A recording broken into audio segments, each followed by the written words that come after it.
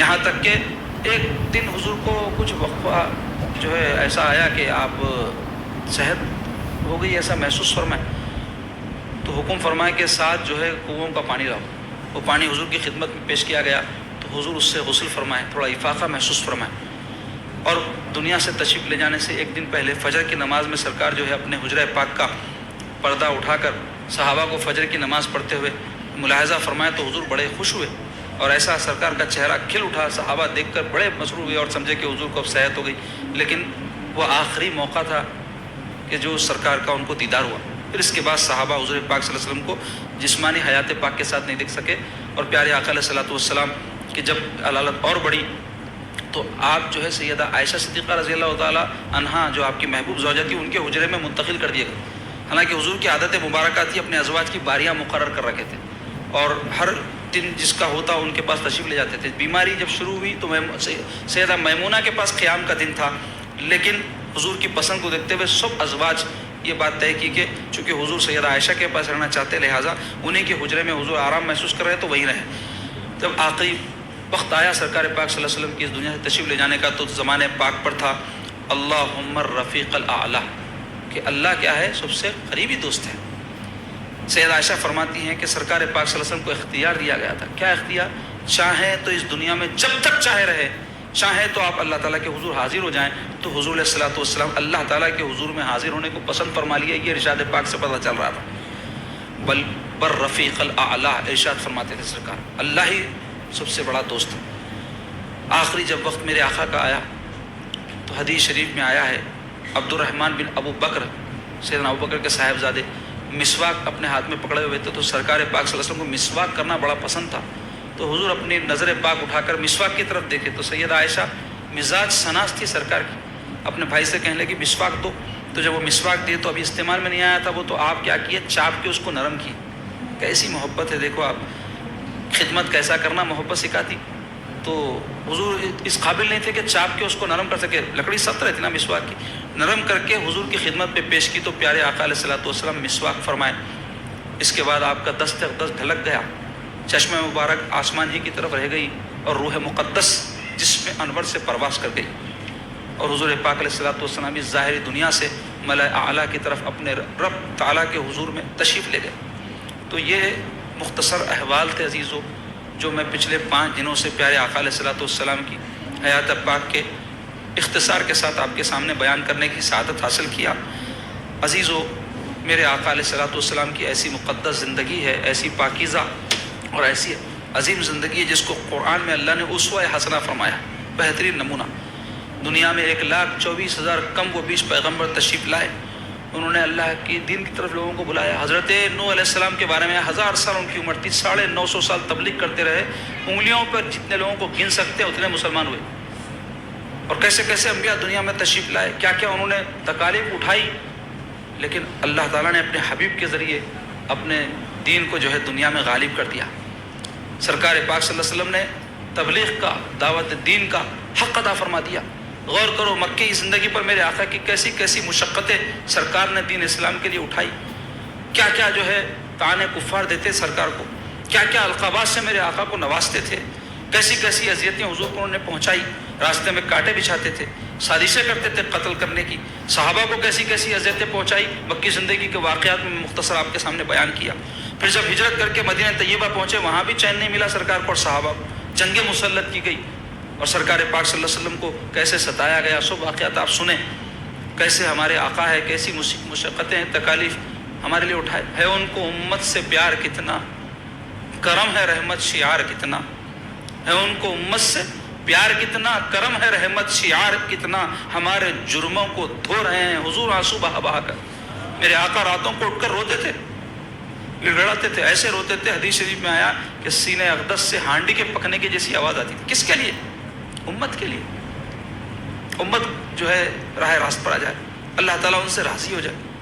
ایسے میرے آقا، ایسی ان کی پاکیزہ زندگی جس کی کچھ تفصیل آپ کے سامنے رکھی گئی ہے ان پچھلے بلکہ کہوں گا 10 دنوں میں، کیونکہ 5 دنوں تک جو فضائل بیان ہوئے بھی میرے سرکار کے تھے اور آخری 5 دنوں میں واقعات سیرت بیان ہوئے اختصار کے ساتھ. تو اللہ کا کتنا بڑا احسان ہے ہم پر کہ اللہ نے ایسے آقا کا ہم کو امتی بنایا جن کی اتنی پاکیزہ زندگی ہم کو چاہیے عزیزو اللہ کا شکر ادا کریں ہم کہ ایسے اپنے محبوب کا اللہ نے ہم کو امتی بنایا. لمحہ لمحہ ہے مجھ پر نبی کی عطا، لمحہ لمحہ ہے مجھ پر نبی کی عطا. دوستو اور مانگوں میں مولا سے کیا یہ کم ہے کہ میرے خدا نے مجھے اپنے محبوب کا امتی کر دیا.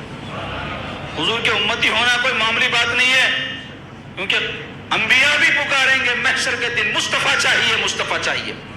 حدیث پاک میں ہے، مسلم شریف کی حدیث ہے، حضور پاک صلی اللہ علیہ وسلم فرمایا، مفہوم حدیث ہے کہ اللہ تعالیٰ نے ہر نبی کو دعائیں مانگنے کی اجازت دی تھی. انہوں نے اپنی اپنی دعائیں مانگ لی.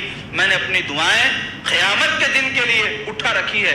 جس وقت حضرت ابراہیم بھی میرے پاس اپنی شفاعت کے لیے آئیں گے.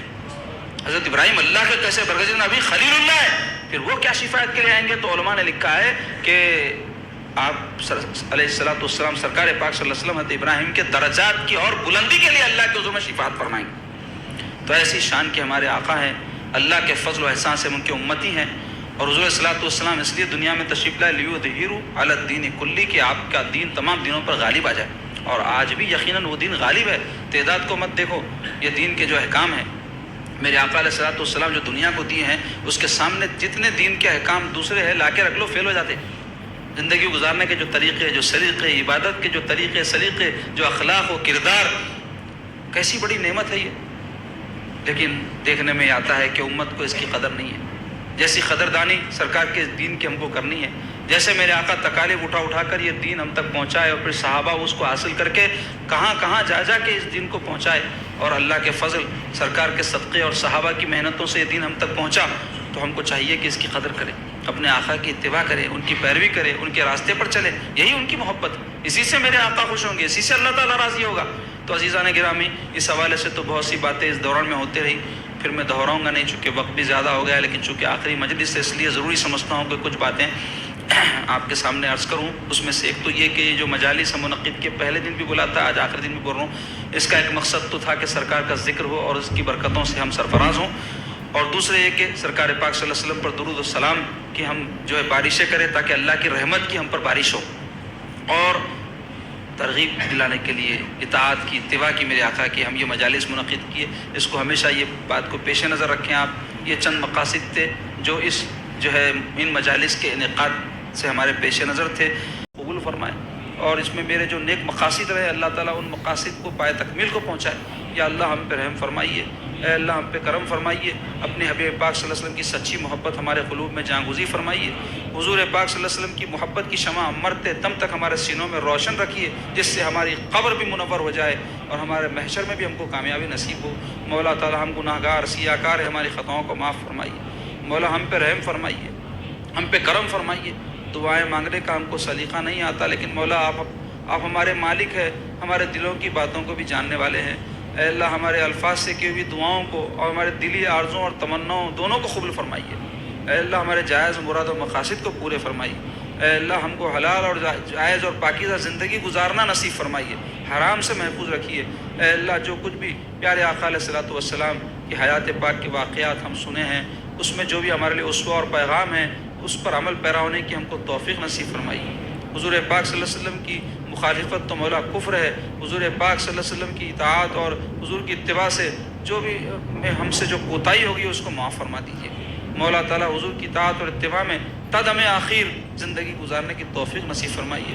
یا اللہ یہاں جو بھی موجود ہیں ان سب کی جائز مراد و مقاصد کو پورے فرمائیے. تمام مومن مومنات، مسلم مسلمات، حاضرین اور غائبین کی جائز مراد و مقاصد کو پورے فرمائیے. یا اللہ ہم میں جو بیمار ہیں ان کو صحت و عافیت عطا فرمائیے، ان کی تکلیف اور پریشانی کو دور فرمائیے. اور جو مسلمانوں میں دیگر پریشانیوں میں مبتلا ہے ان سب کی پریشانیوں کو دور فرمائیے. مولا تعالیٰ جو رزق کی تنگی میں مبتلا ہے ان کو برکت عطا فرمائیے. جن کے کاموں میں رکاوٹیں آ رہی ہیں ان کی رکاوٹوں کو دور فرمائیے. جن کے لیے دقتیں ہیں زندگی میں، مسائل ہے، اس کو حل فرما دیجیے. اے اللہ جو اختلافات میں مبتلا ہے ان میں آپس میں ہم خیالی پیدا فرما دیجیے، موافقت پیدا فرما دیجیے. لڑائی جھگڑوں سے ہم کو محفوظ رکھیے، شر اور فساد سے ہم کو محفوظ رکھیے. اے اللہ ہم کو ایسی باتیں جو آپ کو پسند نہیں اس سے محفوظ رکھیے. ایسے کام ہم سے لے لیجیے جس سے آپ راضی ہو جائیں، آپ کے رسول راضی ہو جائیں. مولا تعالیٰ ہم کو اطاعت گزار فرما بردار بندوں کے زمرے میں شامل فرمائیے. شاکرین، ذاکرین، مخلصین کے زمرے میں شامل فرمائیے. مفسدین، اشرار کے زمرے سے ہم کو محفوظ رکھیے. اچھی اچھی صحبتیں ہم کو نصیب فرمائیے. مولا تعالیٰ اپنے فضل سے اپنے حبیب کے صدقے میں ہماری محفل کو قبول فرمائیے، اور مولا تعالیٰ ہم کو دین کی خدمت کا جذبہ دلوں میں پیدا فرمائیے، دین کے ہم کو سچے خدمت گزار بنا دیجیے۔ اے اللہ ہم کو سستی سے، کاہلی سے، کسل مندی سے محفوظ رکھیے، ہم میں ہمت، طاقت اور جوش ایمانی پیدا فرمائیے۔ مولا ہم میں جو لوگ بے برکتی میں مبتلا ہے ان کو خیر اور برکت سے نواز دیجیے، جو اولاد سے محروم ان کو صاحب اولاد کیجیے۔ اے اللہ جو نوجوان لڑکے اور لڑکیاں شادیوں کی عمروں کے ہیں مولا ان کے نیک نصیبیں فرمائیے، اچھے اچھے رشتے ان کے لیے نصیب فرمائیے۔ اے اللہ نیک بیویاں نوجوانوں کو نصیب فرمائیے، اور نیک شوہر لڑکیوں کو نصیب فرمائیے، اور جو بچیاں بیوہ یا طلاق شدہ ہیں مولا ان کے بھی گھر بسا دیجیے۔ اے مولا مسلمان جوڑوں میں جو اختلافات ہے، جو ناراضگیاں ہیں، اس کو محبت و چاہت سے بدل دیجیے۔ اے اللہ ہم کو شر اور فساد سے بچائیے، صلح کرنے کا عادی بنائیے۔ اے اللہ ہم کو بری صحبتوں سے محفوظ رکھیے، برے عادات و اطوار سے محفوظ رکھیے۔ جو لوگ شراب کی لت میں، نشے کی لت میں مبتلا ہیں مولا تعالیٰ اس سے ان کو نجات عطا فرمائیے، اور پاکیزہ اطاعت گزار بندوں کی زندگی گزارنا نصیب فرمائیے، نمازی بنائیے، روزوں کا پابند بنائیے۔ اے اللہ آپ نے مال دیا ہے تو زکوٰۃ ادا کرنے کی توفیق نصیب فرمائیے، اور اگر صاحب نصاب نہ بھی ہوں تو خوش دلی سے آپ کی راہ میں مال خرچ کرنے کی توفیق نصیب فرمائیے۔ ضرورت پڑنے پر اپنا تن من دھن سب آپ کی راہ میں قربان کرنے کا جذبہ ہم میں جاگزی فرمائیے۔ مولا تعالیٰ ہماری اس خانقاہ کو شاد و آباد رکھیے، بزرگان دین کے فیوز و برکات سے ہم سب کو بہرمند فرمائیے۔ جس سلسلے سے بھی ہم وابستہ ہیں اس سلسلے کی تعلیمات پر عمل پیرا ہونے کی توفیق نصیب فرمائیے۔ سرکار سیدنا میر شجاع الدین صاحب علیہ الرحمۃ والرضوان جنہوں نے اس خانقاہ کا قیام عمل میں لایا، بانی خانقاہ ہے، ان کے فیوز و برکات سے ہم کو بہرمند فرمائیے، ان کی تعلیمات پر عمل پیرا ہونے کی توفیق نصیب فرمائیے۔ جو بھی اس سلسلے سے وابستہ ہے مولا ان کے قلوب کو روشن کر دیجیے، اپنا قرب، اپنے حبیب کا قرب ان کو نصیب فرمائیے۔ جس آس و امید کے ساتھ کہ ان کے دلوں کے احوال بدل جائیں وہ یہاں آ رہے ہیں مولا، ان کے دلوں کے احوال کو بدل دیجیے، ان کے قلوب کو آپ کی محبت کی طرف پھیر دیجیے، آپ کے حبیب کی محبت کی طرف پھیر دیجیے۔ ہم کو خانقاہوں کے آداب کو ملوز رکھنے اور خانقاہوں میں تربیت کا جو نظم ہے اس کو اختیار کرنے کی توفیق نصیب فرمائیے۔ بے ادبیوں سے، گستاخیوں سے اور بے ادب اور گستاخ لوگوں کی صحبتوں سے ہم کو محفوظ رکھیے، باادب لوگوں کی صحبت نصیب فرمائیے، علماء و مشائخ کی صحبت نصیب فرمائیے، ان کے بتائے ہوئے راستے پر چلنے کی توفیق نصیب فرمائیے۔ اے اللہ ہمارے والدین کو صحت و عافیت عطا فرمائیے، ہمارے والدین کو صحت و عافیت عطا فرمائیے، ان کی عمریں دراز فرمائیے، ان میں جو انتقال کر چکے ان کی مغفرت فرمائیے، ان کی خبروں کو روشن فرمائیے، ان کو اعلیٰ علیین میں جگہ عطا فرمائیے، ان کی خطاؤں کو بخش دیجیے، ان کی نیکیوں کو قبول فرمائیے۔ مولا تعالیٰ اسلام کو سربلندی عطا فرمائیے، اسلام کو سربلندی عطا فرمائیے، اسلام کو قوت اور شوکت نصیب فرمائیے، دشمنان اسلام کو نیست و نابود فرمائیے۔ اللہم نخشى عذابک ان عذابک بالکفار ملحق۔ اے اللہ فرقہ پرستوں، تعصب پسندوں اور دشمنوں کے شر سے مسلمانوں کے ایمان کی، جان کی، مال کی حفاظت فرمائیے۔ یا اللہ ہم گناہگار ہیں، ہمارے گناہوں کو معاف فرمائیے، ہم خطا کار ہیں، ہماری خطاؤں کو بخش دیجیے، ہم ناپکار ہیں، ہم کو رحم فرما دیجیے، ہم پہ رحم فرما دیجیے۔ اے اللہ بوقت موت کلمہ طیبہ نصیب فرمائیے، ایمان پر خاتمہ نصیب فرمائیے، خاتمہ بالخیر نصیب فرمائیے، بوقت موت اپنے حبیب کی زیارت نصیب فرمائیے، قبر میں آپ کے حبیب کی زیارت نصیب فرمائیے، محشر میں آپ کے حبیب کی شفاعت نصیب فرمائیے، جنت میں ان کی رفاقت نصیب فرمائیے۔ اے اللہ ان کے اہل بیت سے، آل رسول سے، صحابہ اکرام سے، علماء مشائخ سے، صلحاء اور صوفیاء سے محبت و عقیدت نصیب فرمائیے، ان کی کسی کی بھی گستاخیوں سے ہم کو محفوظ رکھیے، آپ کا اطاعت گزار بنائیے، ذکر کرنے والا، شکر کرنے والا بنائیے، فضولیات اور خرافات سے ہم کو محفوظ رکھیے، موبائل فون کے شر اور فساد سے ہماری نسلوں کو بچائیے، ہم سب کو باحیا بنائیے، بے حیائی سے بچائیے، ہماری بچیاں جو اپنی عزت و آبرو لوٹا رہی ہیں ان کو نیک توفیق عطا فرمائیے، آپ کی محبت ان کے دلوں میں پیدا فرمائیے، والدین کی محبت ان کے دلوں میں پیدا فرمائیے، ہمارے نوجوان جو اپنی راتوں کو بدکاریوں میں، گناہوں میں صرف کر رہے ہیں مولا ان کو اپنا عبادت گزار بنا دیجئے، عباد الرحمن بنا دیجئے، ان کی راتیں آپ کے ذکر میں، آپ کی یاد میں، خوف میں، آپ کے روتے ہوئے آنکھ سے آنسو بہاتے ہوئے گزرے، ایسے بنا دیجئے۔